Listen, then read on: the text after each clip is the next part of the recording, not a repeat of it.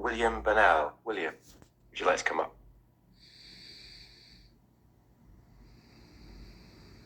Hello. You got 3 minutes. So there was a couple of articles which I found recently about active travel, which is obviously what this whole thing is. You've got all of these active travel things kind of being lumped into this one meeting. So it's sort of difficult to know how you would give proper consideration to all of them, really. But there was an article in the Telegraph lately, a few months ago, which explains that of all the billions, 3.3 billion spent in active travel since 2016, there has been a lot of these schemes around the country have shown little or no uptake in walking and cycling as a result.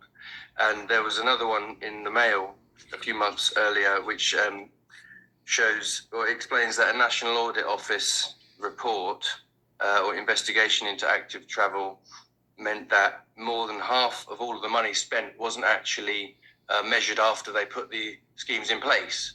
So they just kind of put the schemes in, then leave them there, and they didn't actually measure whether they had any effect or not. So there wasn't any way to show that they had value for money. This article also explains that schemes which are valued at less than £2 million don't need to be measured. And so my question is really to do with that. Of all of these schemes that you're putting in Cambridge, how are you measuring the value for money?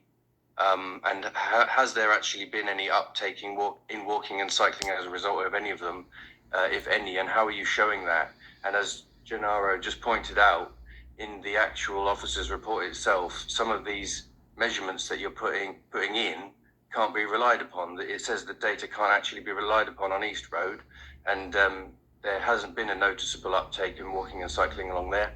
And so, yeah, that's my question is really to do with how is this council showing that active travel does represent value for money for the taxpayer when you're just kind of spending a lot of money on schemes which not a lot of people want. And I'm just wondering how you can show if they're beneficial or not. That's it. Thank you very much, William.